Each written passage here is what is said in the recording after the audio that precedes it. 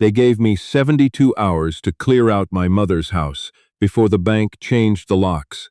72 hours to dismantle 31 years of her life, pack it into whatever boxes I could scavenge from the LCBO down the street, and hand the keys to a property management company that had never once met her. My mother, I'll call her exactly what she was to me, my mum, had lived in that house in Sudbury, Ontario since before I was born. She'd raised me and my younger sister in that split level on Lorne Street. She'd shoveled that driveway alone every winter after my dad left. She'd paid her mortgage on time for 22 years until the refinancing trap caught her, the way it catches so many people who don't read the fine print as carefully as they should. And by the time her dementia had progressed to the point where she couldn't manage her own affairs, a company called Crestline Property Solutions had already begun the foreclosure proceedings. I didn't even know it was happening until my sister called me on a Tuesday night, her voice cracking over the phone, telling me the bailiff notice was taped to the front door. I drove 6 hours from Halifax that night. I drove through fog and rain on the Trans-Canada without stopping, drinking gas station coffee, telling myself I was going to fix this, that I could still fix this. The housing lawyer I reached the following morning, a woman in downtown Sudbury who took my call between appointments and didn't charge me for the consultation, was kind enough to be honest. Crestline had executed the foreclosure legally. My mum's power of attorney had lapsed. The refinancing documents she'd signed 3 years earlier during a window when she was cognitively declining, and no one in the family had yet understood how fast things were moving, had included an acceleration clause that allowed the lender to call the entire outstanding balance on 60 days' notice if the borrower missed 2 consecutive payments. She had missed 2 payments when she was hospitalized in the fall. By the time she was discharged, the clock had already run out. "There's nothing actionable here," the lawyer told me quietly. "I'm sorry.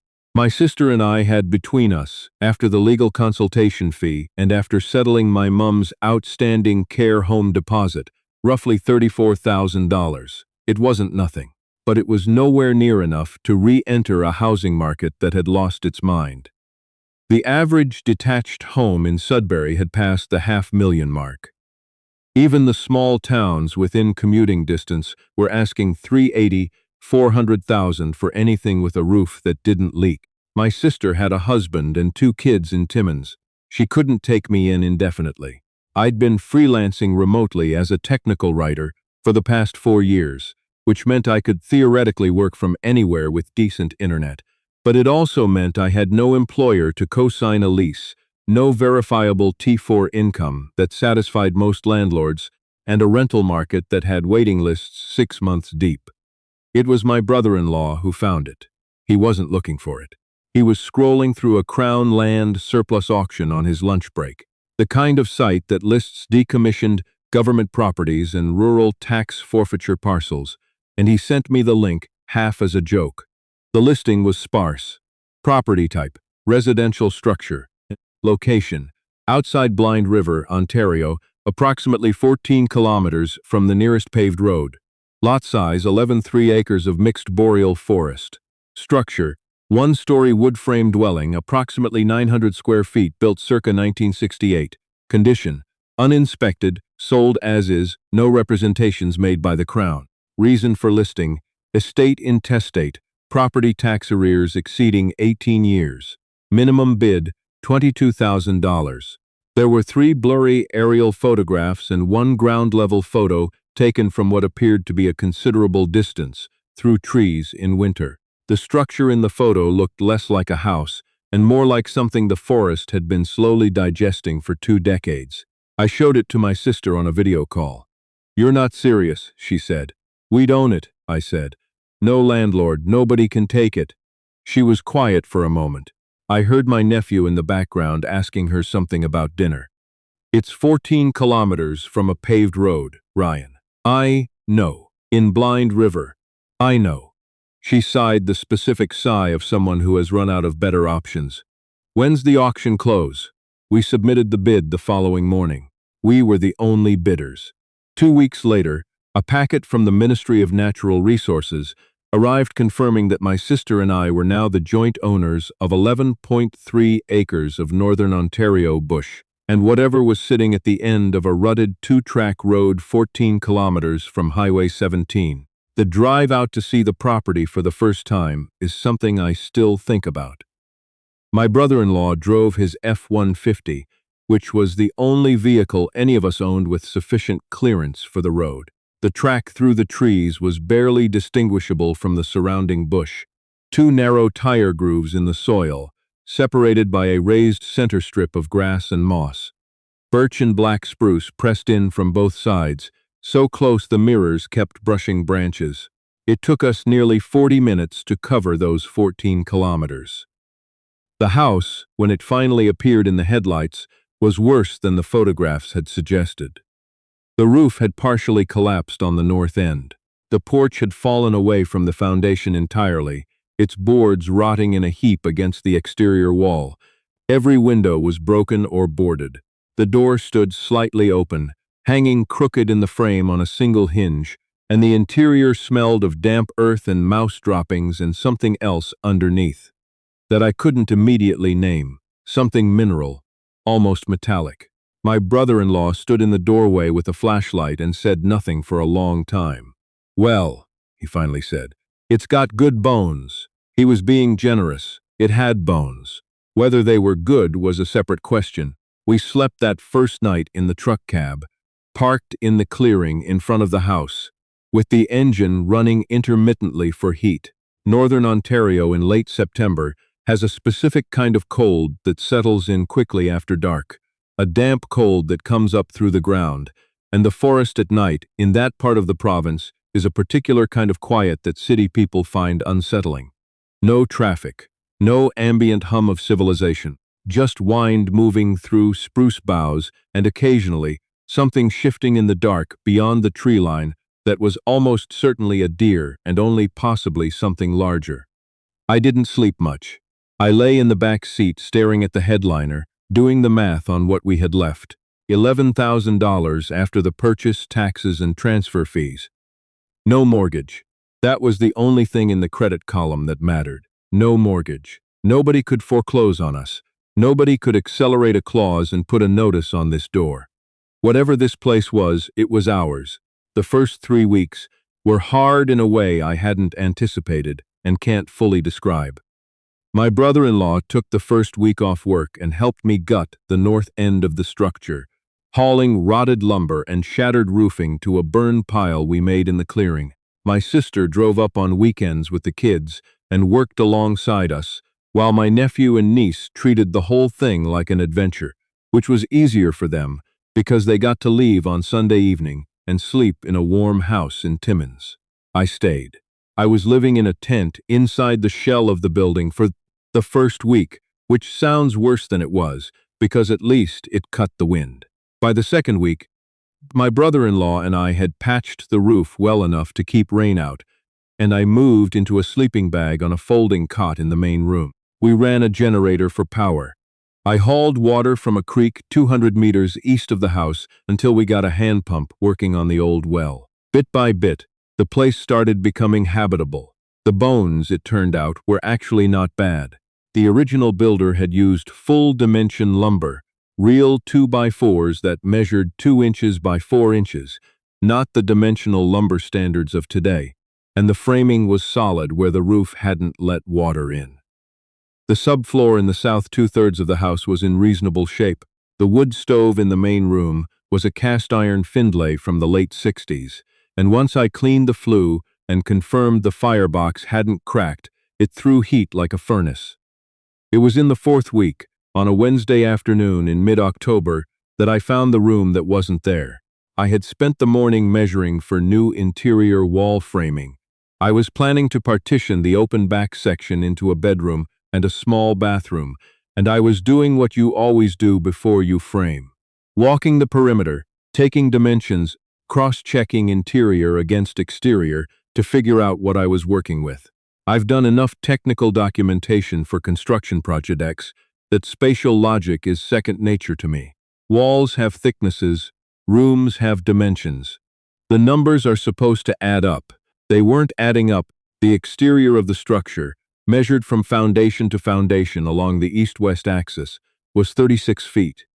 The interior of the main room, from the west wall to the back partition wall, was 20 feet. The back partition wall was supposed to be the exterior east wall, or very close to it. But when I stepped outside and paced it out, the actual exterior east wall was easily 8 feet further back than the interior partition suggested. I stood in the main room and looked at the back wall. It was pine board paneling, yellowed and warped, running floor to ceiling. There was a low shelf built along its base, the kind of shelf you'd stack firewood on. Nothing about it was remarkable. It looked exactly like a wall was supposed to look. I knocked on it. On the left side, near the wood stove, it sounded the way wood paneling sounds. Hollow, thin, a low thud. I moved right, toward the center of the back wall. The sound changed. It became deeper, more solid, more like knocking on something that went back a very long way. I called my brother-in-law. He drove out that evening after work, and I walked him through the measurements. He crouched down and looked along the base of the back wall with his flashlight, and that was when he found it. A thin gap along the bottom edge of the paneling that wasn't consistent with a wall that was resting on a subfloor. It was consistent with a wall that was resting on nothing, or on something lower. "There's a crawl space under this," he said. "There isn't one on the plans," I said. I had the original building permit on file, retrieved from the municipal office in Blind River. The structure had no basement, no crawl space, no excavated foundation. It was a pier and beam construction, built on surface piers. He straightened up and looked at me. "The plans are wrong, or somebody changed something after." I went to the hardware store in Blind River the next morning, 40 minutes each way, and came back with a pry bar, a headlamp, and more uncertainty than I'd started the day with. My brother-in-law met me there at noon. We moved the firewood off the low shelf, and he got the pry bar in behind the base of the paneling. The entire back wall panel, all 8 feet of it, floor to ceiling, pivoted outward on a central vertical axis. It was hinged, counterweighted. Whoever had built it had done serious work. The panel was 3 layers of material bonded together, heavy enough that it moved slowly and with a kind of mechanical inevitability that made my stomach drop. Beyond it was a staircase going down. Not a ladder, a proper staircase, with wooden treads and a handrail, descending into darkness below the level of the surrounding ground. The air that came up from below was cold, colder than it should have been, and completely still. And underneath the stillness was a smell that I recognized but couldn't immediately place. Not decay, not moisture, something almost antiseptic, something that reminded me years later of a hospital basement I'd once toured for a technical documentation project. The smell of sealed concrete and recirculated air that hadn't moved in a very long time. I went down first. The basement room was concrete. Poured walls, poured floor, not rough work but serious construction, the kind of thing that costs real money and takes real equipment. It was approximately 12 feet by 20 feet. The ceiling was low, maybe 6.5 feet, with exposed joists above. Fluorescent tube fixtures, dead, ran the length of the ceiling. Along the south wall, steel shelving units held a collection of sealed food storage containers. The kind preppers use, 5-gallon buckets with mylar liners, along with 2 military surplus jerrycans, a hand-crank shortwave radio, and a stack of provincial topographic maps still in their protective sleeves. All of that was interesting. None of that was what stopped me at the bottom of the stairs. On the north wall, dominating it entirely, was a steel door. Not a house door, not a commercial door, a vault door, circular, like the kind you see in old photographs of bank lobbies, but smaller than I would have expected, maybe 4 feet in diameter, set into a reinforced steel frame that had been poured directly into the concrete wall. It had a combination dial and a locking wheel, both heavily greased, both showing the faint orange tinge of rust at their edges. The manufacturer's plate was embossed on the lower right, Dominion Safe and Vault Company, Hamilton, Ontario. Ryan, my brother-in-law, said from behind me, and his voice was doing something I had never heard it do before. Something very quiet and very careful. "I see it," I said. We stood there for a long time. The property had belonged, according to the municipal records we'd pulled during the purchase, to a man named August Bellamy. He had acquired it in 1971 and had held it in his sole name until his death, which the provincial records listed as occurring approximately 12 years ago. He had no surviving next of kin on record. He had accumulated property taxes for 18 consecutive years without the municipality taking action because the file had fallen through an administrative gap. A common enough problem with remote rural properties in Ontario during a period of municipal amalgamation when records were being transferred to new systems and things got lost. Nobody had been inside this house in at least 12 years. Possibly longer. The vault was locked. We weren't going to open it with a pry bar, and we weren't going to drill it out without serious equipment. My brother-in-law knew a man, a retired machinist from the Sudbury Basin, who did locksmithing on the side. And he drove out the following Saturday morning, looked at the door for about 4 minutes, and said it would take him 3 days, and he wouldn't be responsible for any damage to the interior. We said, "Go ahead." He went ahead. On the evening of the third day, after sounds I can only describe as a sustained mechanical argument conducted entirely in metal against metal, the locking mechanism gave way. The wheel turned. The door swung open on hinges that protested but ultimately yielded, releasing a breath of sealed air that made all three of us step back involuntarily. I went in first again. The interior of the vault was smaller than the door suggested, maybe 8 feet square. But what it contained made the size irrelevant. The shelving along the interior walls held document boxes, the kind with lids, labeled in a cramped and careful hand, with dates and abbreviations I didn't immediately understand. On the center shelf, flat and weighted with a glass paperweight, was a leather portfolio that had survived the decades better than almost anything else in the building. And stacked in 2 neat columns at the back of the vault, wrapped in wax paper, and then in plastic sheeting, and then in a layer of canvas, were bundles of currency. I didn't touch the money first. I'm not sure why. Something about the document boxes pulled at me more urgently. I lifted the lid off the nearest one. Inside were files, physical files, paper organized with tabs, and what I was looking at, once my brain caught up with my eyes, was correspondence, letters, internal memoranda, photocopies of documents that looked very official and very deliberate. The letterhead on the top sheet read, Northern Corridor Land Trust, Sudbury District. And below that, in a smaller font, subsidiary of Ridgecrest Holdings Corp. I know that name now. I didn't know it then. My brother-in-law leaned over my shoulder. What is it? I'm not sure yet, I said, which was true, and took the box upstairs to the kitchen table. We spent that night reading.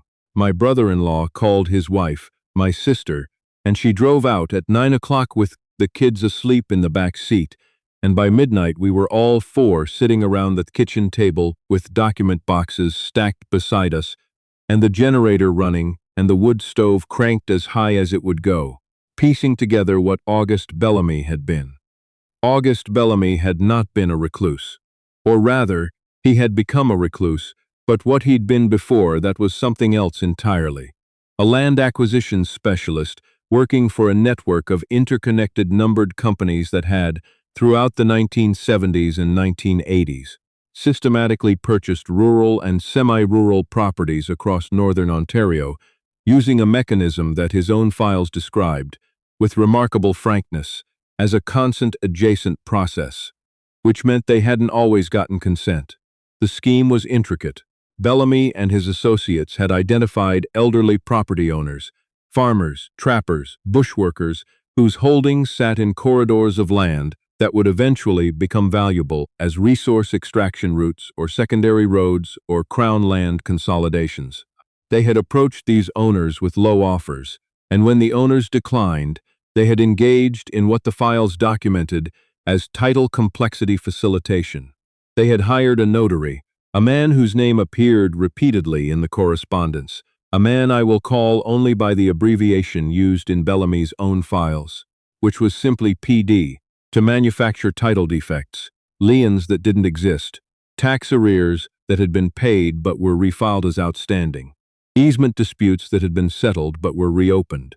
The target property owner, often elderly and without ready access to legal representation in a remote area, would find themselves suddenly unable to sell, unable to refinance, unable to transfer the property to family. And then, at the moment of maximum vulnerability, a numbered company connected through 3 or 4 shell entities to the Northern Corridor Land Trust would make an offer, a low offer, a take-it-or-leave-it offer delivered by a man in a truck at the end of a driveway.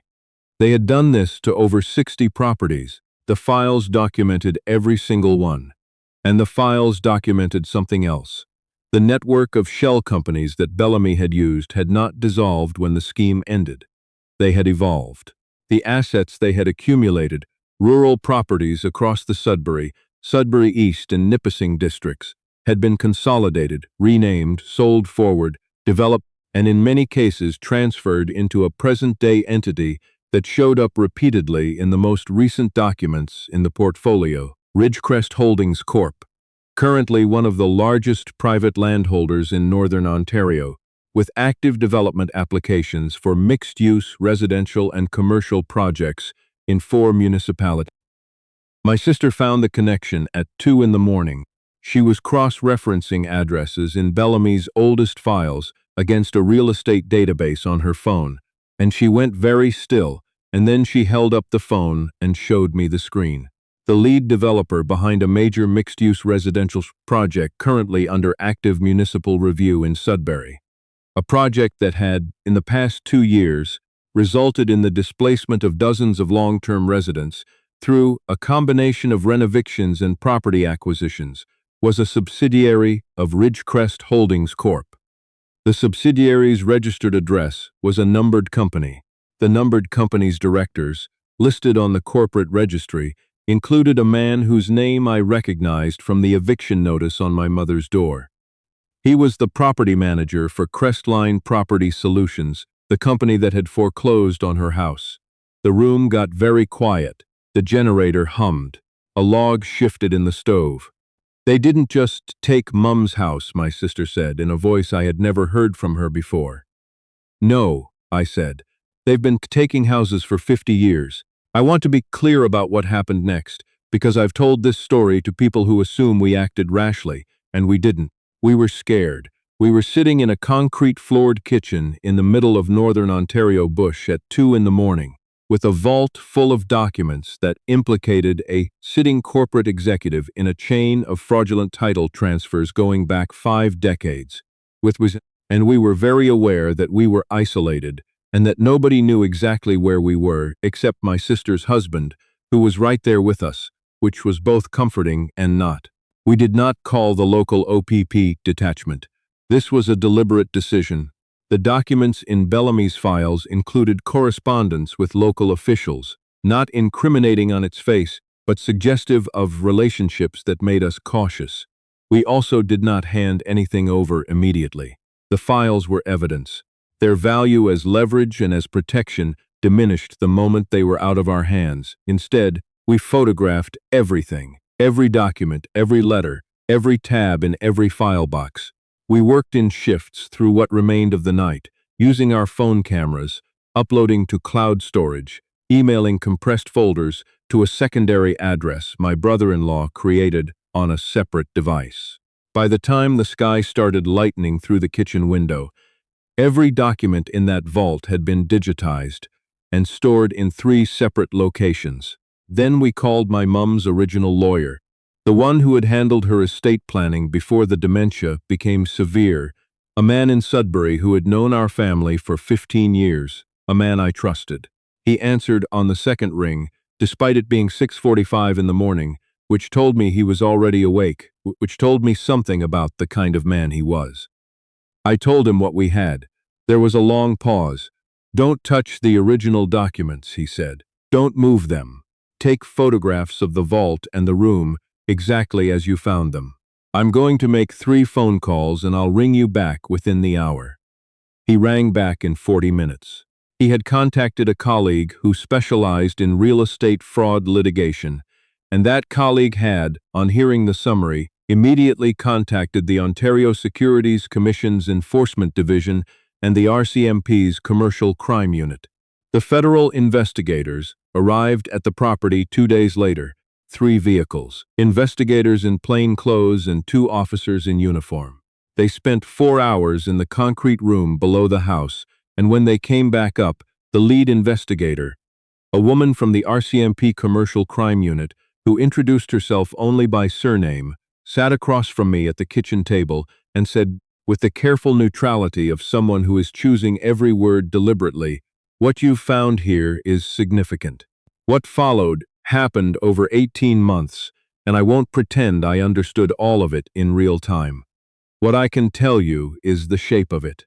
The RCMP investigation, combined with the OSC enforcement action, established that Ridgecrest Holdings Corp. And its network of numbered subsidiaries, including Crestline Property Solutions, had used fraudulently acquired land assets as the foundation of a real estate portfolio currently valued at over $300 million. The title defects manufactured by Pete in the 1970s and 1980s had, in many cases, never been corrected, meaning the current ownership chain of certain properties was legally compromised. The corporate structure connecting Bellamy's original shell companies to the present-day entities was documented in his own files with the kind of meticulous specificity that a forensic accountant couldn't have improved on. The man whose name was on my mother's eviction notice was charged with fraud over $5,000, breach of trust, and participation in a criminal organization. He is currently awaiting trial. Under the Ontario Class Proceedings Act, a class action was filed on behalf of every property owner who could demonstrate that their land had been acquired through the title defect mechanism Bellamy's files documented. My mum's house was not among those properties. The Crestline foreclosure had been technically legal, but the class action named Crestline as a related entity, and the civil settlement that followed included compensation for a broader category of affected parties. My mum didn't fully understand what had happened. Her dementia had progressed. I sat with her in her room at the care home on a Sunday afternoon in March and tried to explain it in the simplest terms I could find, and she listened with the particular patience of someone who is not entirely sure who they're listened to, but is trying to be polite. She held my hand while I talked. The federal asset recovery provisions that applied to the seized corporate assets included a whistleblower compensation mechanism under the Federal Proceeds of Crime, Money Laundering, and Terrorist Financing Act, as well as the OSC's whistleblower program. The combined award that my sister and I received, after legal fees, after the process that took the better part of 2 years, was substantial enough that I am not going to state the number, because every time I have said the number out loud, it has not sounded real. What I will say is that my mum is in a private room at a facility in Sudbury that she likes, with staff who know her name and her preferences and bring her tea the way she likes it, and that my sister's family bought a house in Timmins that has a yard large enough for my nephew to have a proper vegetable garden next to his trampoline. I still live in Northern Ontario. I didn't expect to, but then I didn't expect any of this.